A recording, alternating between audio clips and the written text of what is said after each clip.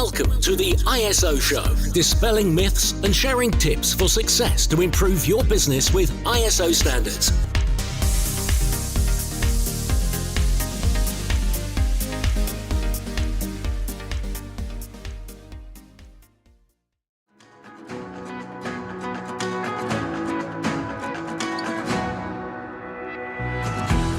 If you're listening to this podcast, then you're in great company. We've got thousands of listeners who have a thirst for continual improvement and raising standards in business. Whether your interest is in quality, sustainability, or risk standards, I'd love to welcome you as a member to our online platform for all things ISO, the ISology Hub. The ISology Hub is the leading place to get access to all of your online resources, from in-depth training courses through to our very popular coffee break training, to templates and action plans and many other resources to help raise standards. As a member, you get access to over 100 courses, taking you from learner to practitioner to leader. The ISology Hub has all the resources that you need, which will really help to make your life easier and to help improve compliance in those business critical areas.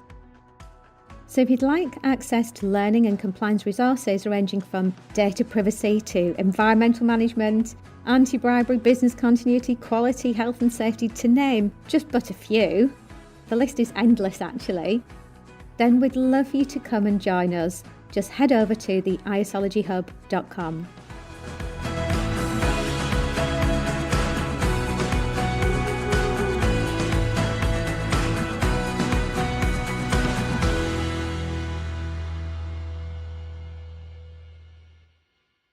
Hi everybody, this is Ian Battersby, Senior ISO Consultant at Blackmores UK Limited. Welcome to another edition of the ISO Show. Today, as we do quite regularly on the show, we're going to be talking to one of our clients. We have with us Damian Edwards, who's from Wavenet. We'll talk about Wavenet a little more, but we work quite closely with them. We work on a few standards and we've worked for quite some time. So we regularly talk to them. So we thought it'd be nice to bring somebody from the organisation in, one of our key contacts there. So welcome, Damian. How are you? I'm very well, thanks, Ian. Yeah, good afternoon. Yeah, we see you quite often. So, very, very regularly. So, but it's still always good to see you. Well, yeah, we're doing this, but I see you that often, Ian. It feels quite relaxed and nice to have a chat with you. Absolutely. Well, on the ISO show, we do try and keep it quite relaxed. But obviously, when we work together, it's always quite relaxed anyway, even if we're doing quite an intricate and detailed order to you, isn't it? Yeah, you keep it quite painless, Ian. Thank you. Thank you. You make me sound like a good doctor. Right. So before we got into the nuts and bolts of ISO stuff, we ask all of our guests on this show, whether they're clients or partners or whoever they might be, to tell us something about themselves that people in the professional world don't necessarily know about them. Well, I've done a couple of these with Blackmores, and I'm not that interesting, so there's not a lot of things that many people don't know. But I am a fully certified dance dad, so my daughter, loves her dancing. So most days, actually, we're going to have a training session, a lesson, a workshop, a competition, most days of the week. So between me and my wife, we're out about doing that up and down the country, Chicago earlier this year. So yes, yeah, that's what I spend a lot of my free time, I'm waggling my fingers, free time doing. Yeah. If I remember, it's Irish dancing, isn't it, Damian? It is, yes. Yeah, Irish dancing, yes. And how did Chicago go? Yeah, it went well. She never expected to, worry any of the winners. She knew she would be down the bottom end, but she did well to qualify because you just can't just. It is for the World Championship, so you can't. You have to qualify for it. I mean, yeah, well, that's something, yeah. Yeah. So in her age group, she's down the bottom end, but it was her first competition of that size. So, she did well. She did all expected of her, and we really enjoyed it. And it's a great experience for her. Heck yeah, well, yeah, I imagine for all of you. Excellent. Must be really proud. I am, yes. Now to the boring bit. Yeah. tell us about Wavenet and tell us about the transitions that you've experienced in the last couple of years or so. Well, yeah. So start off to say, Wavenet's an IT provider, so IT, network communications, security, and resilience services. Got about 22,000 customers. So that's smaller businesses, larger businesses, public sector, mainly UK based, with about 1600 employees. Head office in Solihull. So I think the bit you're talking about there, so they were formed in 2000, but they're a company who's grown through acquisition. So I actually worked for a company called Daisy Corporate Services. Wavenet acquired them, but they were both similar size companies, so it's more like a merger. Yeah. But in my world, looking after the standards, Daisy had their standards, Wavenet had their standards, and then you've got to manage the integration, Yes. change of name audits, extension to scope audits, things like that. Yeah, so that's I wouldn't say it's a challenge, but it keeps you on your toes anyway. Yeah. And we experience quite a bit of this sort of merger and acquisition type of activity with clients, but yours is quite a large scale one, two organizations of similar sizes coming together. So challenges all over the place in doing that, I imagine, and particularly with the number of sites you have. Well, yeah. So, you have to look at it from the scope sites point of view, and obviously you still need to reflect the business within your certificates and your management systems. So when you've got two organizations of around 1,000 employees each coming together, you've got to navigate that. So, Wavenet, they have grown through acquisition. So they do have, mergers and acquisitions project managers to come in and make sure the businesses do integrate well Yes. and, processes are pulled together. But as part of that, there's been some, quite big changes and updates to systems because you'll have Daisy using one set of systems, Wavenet using another, Yeah. and then there's other businesses that have been brought into Wavenet as well, so they'll be using other things. So there's all that work that needs to be done to integrate that.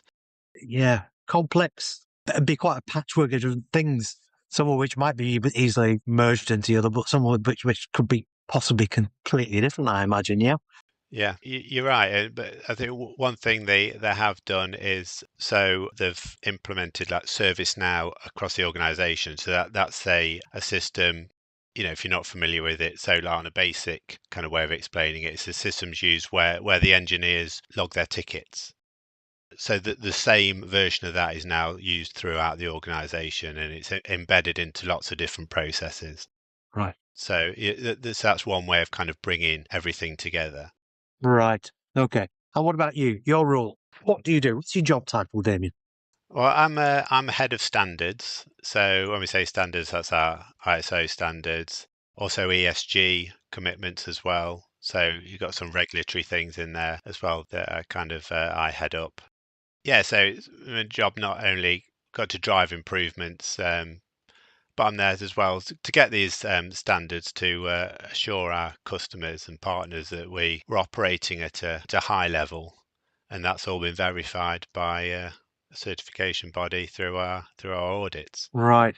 But I mean, what I was kind of say is that why I'm here and why we have this role is for many of our customers, it's certification is a prerequisite or a condition of a bid or a contract Right. to have the ISOs, information security, quality, environmental. So without them, we wouldn't win any business, we wouldn't maintain business, especially with the larger customers or our public sector customers. Yeah, sure. Yeah. So that's an important part to think about for me and my team. And that's something we see quite regularly, that the certification process is quite client and supply chain driven. You just touched on three topic areas there. Which standards are you certified to? We've got 7, so that's 9001 for quality, 20,000-1 service management, 27,001 information security, 22301 business continuity, 45,001 health and safety, 14,001 environmental, 50,001 energy. Right, and you didn't read any of that off a script at all. You remembered all that off the top of your head? I did write them down because there'll be one that I forget. I'll say 7 and say 6. Yeah, but I thought, so I did write that bit down. You've got me there. Yeah. Wise Yeah. systems approach, you say, systems approach. And how, as an organisation, and you in particular, I suppose, that are involved in this, how do you manage that network of 7 different standards then? Because it involves very different aspects and different people with different skills, doesn't it? It does, yeah. So I'm kind of directly kind of responsible or kind of head up, say 5 of those. 27,001 information security and 45,001 for health and safety. I always think needs skilled people at the helm, So I could read the clauses and controls of 27,001, for example, but it doesn't make me an information security manager. So you need an information security manager or a team or a network of people who know what they're doing from that point of view. The same with health and safety. I don't have any of those qualifications or knowledge to do that. So we have a health and safety manager to run that. Uh-huh. But from a point of view of making sure our audits are done, making sure, all the elements are covered, that's more where I come in. And I've tried to kind of integrate as much as I can. But one thing I've learned since doing this is you can't, well, I believe anyway, you can't integrate everything. So I've moved away from a bit of that. You can do some areas, say like context, audit program, corrective actions, things like that. Yeah. But we did have I think it was when we had about 5 standards, we had an integrated policy. But the more you add to it, the more it got watered down. So if someone said, I agree. yeah, someone said, where can I have your environmental policy? And you sent them the integrated one. They'd be looking at it and think, well, where's the environmental bit? It loses focus. Yeah. Yeah, I think that's the focus is a good way of saying it. So it's with the scope as well. If you're trying to describe the scope, you can have a general statement that can give the details, especially if you link it in with your context. But I think then if you per standard or say if I want to link my 14,001 and my 50,000, I can integrate those quite easily. Yes, makes sense. Especially in our business with 9,001 and 20,000, because we are basically a service management company anyway. Yeah. So I can link larger elements of that together. When it comes to, say, health and safety, Yeah, many of your staff are office based, aren't they? But you have quite a physical presence as well through data centers, storage, and that sort of thing. So your risk profile is quite varied, isn't it? it is. Yeah, and that's where I say that's where the experts come in Yes. to kind of drive that and highlight the risks and where we need to concentrate, and where we can kind of integrate. And well, for instance, in a couple of weeks' time, I've got an external audit. And we did have in the beginning of June some environmental audits and health and safety ones, both at the same site. So we went to our certification body and said, can we just do them at the same time? Or at least do the management elements bit maybe remotely. Yeah. And the on-site bit, can we do that in one day? Can we go in and cover all that together? Because, well, as you know, large parts of 14,001 and 45,001 are asking for similar records, maybe looking at them from a different perspective. There's quite an overlap, yeah. But there is an overlap that helps. So it's all this kind of stuff helps us manage 7 standards. And yeah, it's kind of identifying where them overlaps are and where you can integrate, and other parts are, actually, this is standalone. I'm going to have to do this separately. Even things like management review, you've got to think about your audience. So you can cover a few standards in one go.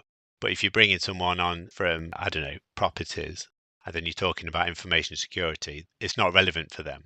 So, I think that's the key to it. Yeah. And there is the challenge with any standard that if you start to talk about the wrong subject matter to the wrong audience, Yes. you begin to lose the will, even if you've got a kernel of something which is important to them. Yes. They question why is this whole day being taken up by something I'm needed for half an hour for. So yeah, you've got to pitch it in the right way. And I imagine you've got 7 standards where you're trying to work out where the patchworks overlap and what's common to them. At the same time as you've got the different organisations and sites coming together and what's overlapping and common. So Yeah. you sound like you've got quite a jigsaw piece to put together at the moment.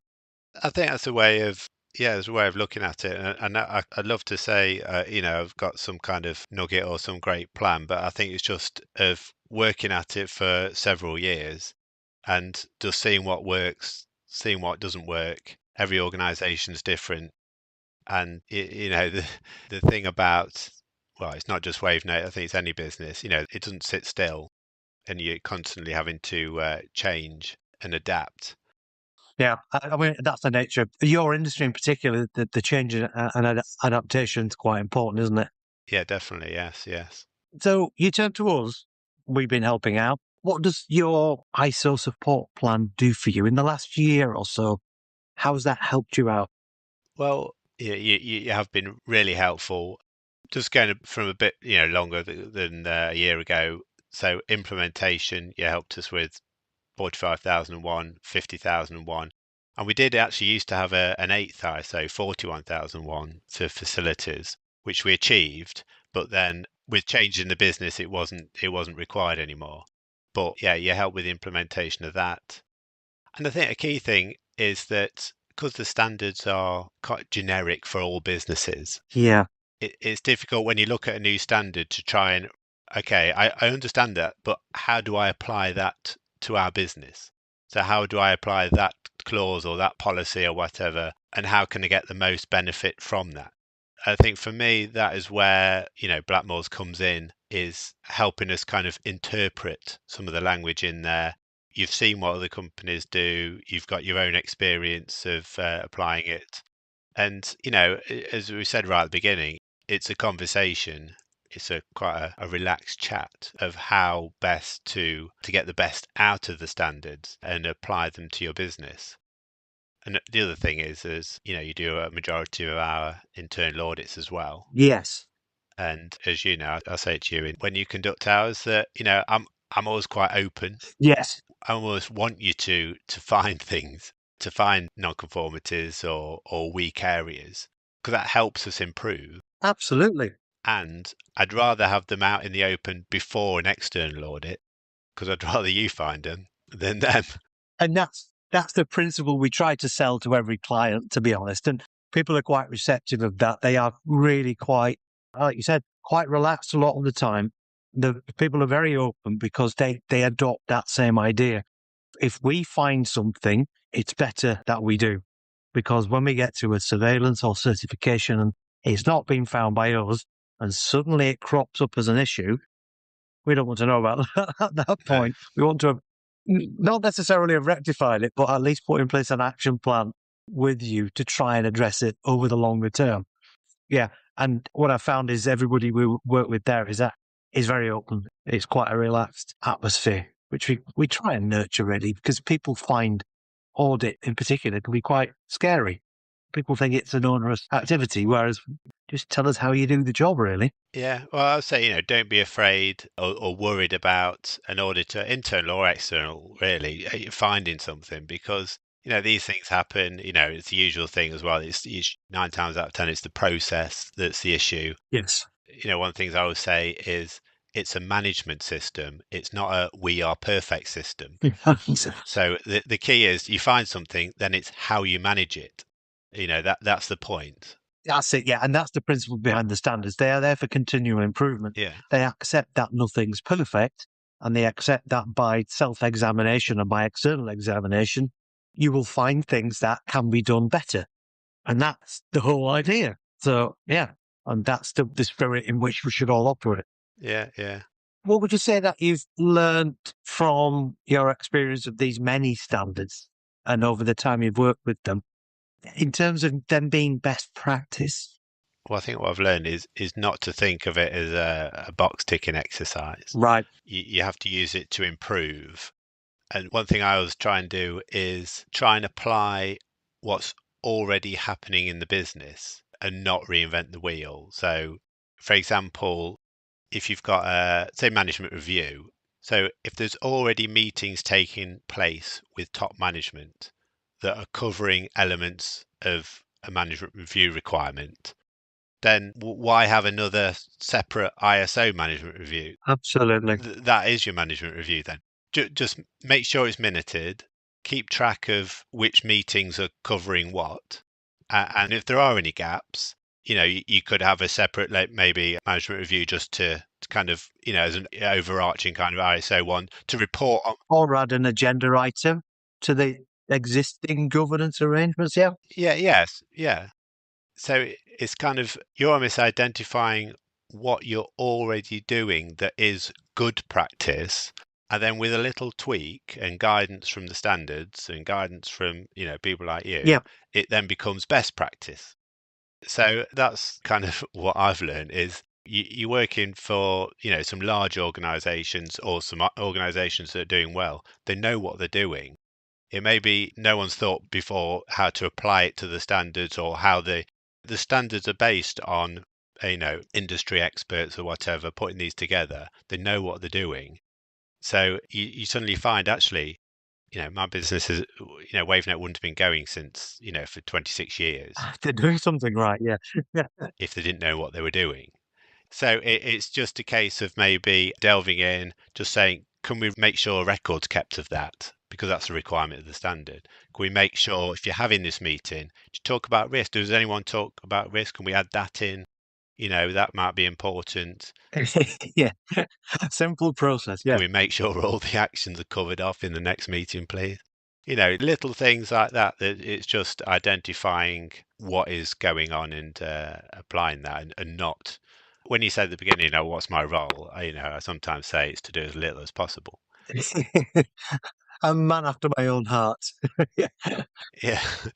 But what I mean is, if things are already happening within the business, the more the business is aligned with the standard, the less I've got to do. Absolutely. Yeah. That's the crux of it, really. And people sometimes say, "Oh well, the standard says do this, so let's set up another thing to do this." Say no. Yeah. Well, the gap analysis and audit should find out where things are already happening that you can augment, tweak, amend somehow that will just add in that extra layer that the standard's asking for.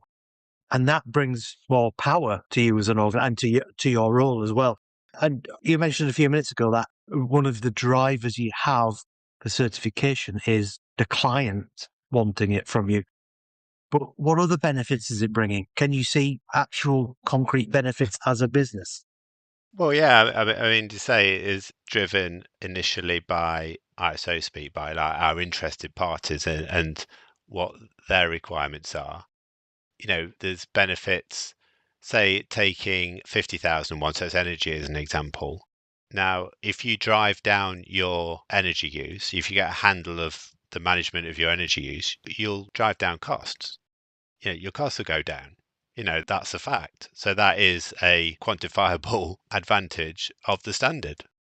And that's the classic case of as well as there were monthly meetings to monitor energy use. And now they've been going since implementation of 50,000, they've been going from strength to strength. There's more monitoring, measuring, applying baselines, using the standard, making sure everything's covered off in these meetings to do with management review. And how we do it is you don't have to cover off all the requirements of a management review every meeting. Yes. Mm-hmm. Because we're having the monthly. So it's applying things like that. And what I like to see as well is when people are, so like good practice or requirements of the standard are almost embedded into people's everyday processes and behaviours without them even knowing. Yes. So when I hear someone in complaints or resolutions team, like using words like root cause, they didn't know where this has come from. Or when I see a team using a skills matrix or looking at actually what's the competence of my team, because I need to plan engineers out for these visits. So I need to know who's got. So when they've got all this planned out, well, they're almost doing the standard with this must have come from somewhere. Yeah. I won't take all the credit for this because there's people doing this, long before I joined the company. But this is where it's come from. Yeah. Yeah. But the standards are born out of people's best practice. And you will have people who know nothing about standards who will have adopted some industry best practice already. And around competence arrangements, that there is great work being done without people even knowing that, say, 9,001 even exists, because it is a sensible approach to making sure you've got competent employees. Yeah. So, it's sort of like cyclical in a way. Yeah, I also like it when I get a call from someone saying, right, we're trying to apply this. What do the standards say? They're sometimes a bit disappointed when I say, well, which is quite woolly. They don't really say, they don't tell you how to do it, but what you need to consider. These are, yes. So it's often questions maybe about risk or maybe document control or something. We're wanting to put some new processes together. What do we need to think about? So I do like that it's just embedded into people's consciousness to kind of consider it. Yeah. I mean, your standard response to that would be, right, have you written down how you're going to do it and considered what the impact of doing it is? Have you measured whether you've done what you said you're going to do? And is the outcome what you wanted? And if not, what are you going to do about that? Every single question can be a mini PDCA cycle, can't it? Yeah. That's a good way of looking at it.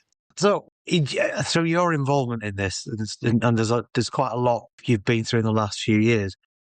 What's your top tip, or I need more than one tip on to give to somebody who's looking to implement ISO standards? Well, apart from approaching someone like Blackmores to help them out, Thank you. have to Ka-ching. get that in. Yeah. I think the top tip for me, and I've said it before, is top management involvement and commitment. It's all right for me to come up with an idea, but if it's coming from a director Yep. and they're willing to help out and be involved, it just makes things so much easier. Yeah. When you've got that buy-in, it gets people's attention more and it drives things forwards easier. Another thing is it can't be just be them and me. It needs a team of people. We've all seen it. I call it like one person in a room management system. One person sits down and writes down all the policies, in line with the standard, but it doesn't work. It's just a box ticking exercise. Yep. You need to speak to the business. You need to do that gap analysis, SWOT, whatever, risk assessment, just to see, what is important to the business. Exactly. What are the biggest risks and apply that.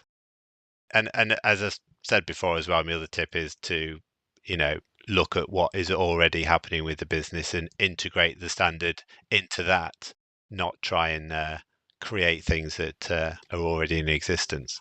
Yeah, all very salient points. I mean, the leadership thing for me is one of my main mantras. I mean, anybody in the workforce can quite justifiably say to anybody, if it's not important to you as a leader, why should I care? What's in it for me? Yeah. Now, we'll swerve away from standards then. We're nearly done. I'll let you go in a minute. But we finish on this topic every time. If you could give a book to somebody, what would that book be and why? Well, I'd like to say something kind of highbrow or related to this. We've had all sorts. But at the minute, I'm reading Richard Osman's Thursday Murder Club books. And they're quite enjoyable. They're easy to read. Uh-huh. The chapters are quite short. So it's something, it kind of, it is what it is. And it's well written, good characters. Yeah. So yeah, if you like that kind of thing, I'd recommend it. And well, I have gifted one to someone before, so Well, millions of people are enjoying them, aren't they? well, that's it. Yeah. I really like House of Games. Oh yeah, I do. as well, So, yeah. so there you go. And finally, what is your favourite quote that you'd like to leave with our listeners? Well, I said these ones before because I'm not big into kind of quotes. I used to work at a company years ago. It was a bank. Before you started work, they used to come out with these quotes, and they were cringeable. And it just put me off. Yeah, Say things like "teamwork makes the dream work," yeah. but saying it seriously. But I did see. I think I've said these before, but bring it right back to the first question of me being a dance dad. I saw these actually. We're doing a dance competition in a school.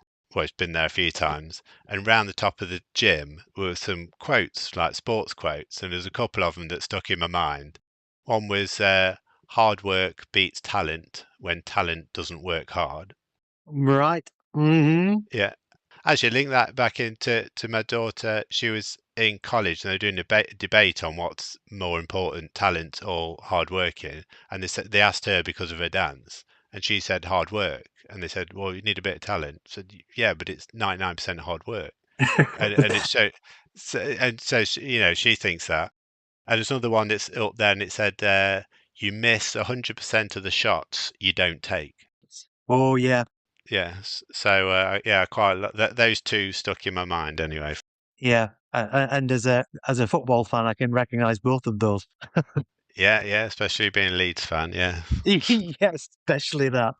A Premier League fan, that is, yeah. Yeah. Uh-huh. Yes. Still, Yeah. I won't say any more. No. let's see how long this ISO show lasts. Yes. Yeah. Right. Well, thank you, Damian.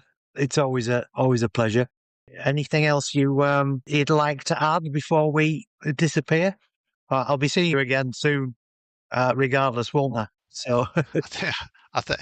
Yeah. I won't say too much. I think we're on tomorrow for a consultancy session. So yeah, we are. it's Yes, we've got a bit of a day tomorrow, so I'm looking forward to that. It's always good sort of having those sorts of days because it tends to be quite interesting, seeing what people are working on without actually having to do a full-scale audit and a report on the back of it and that sort of thing. It's about getting underneath how they're operating and that sort of thing. But that's a cue for a podcast, I think. Yeah. So thank you, as always, and I'll see you tomorrow.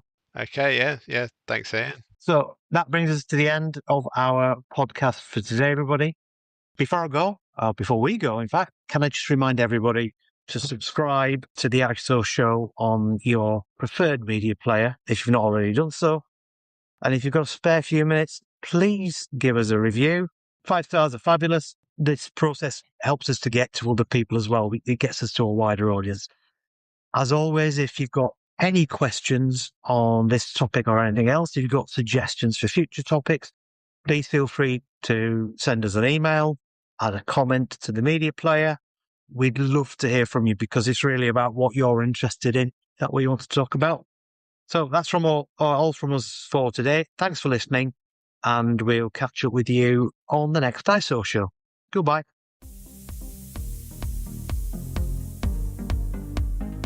Looking to use ISO standards to drive better business practice? Contact us at blackmoresuk.com to access further information and book your free 15-minute call.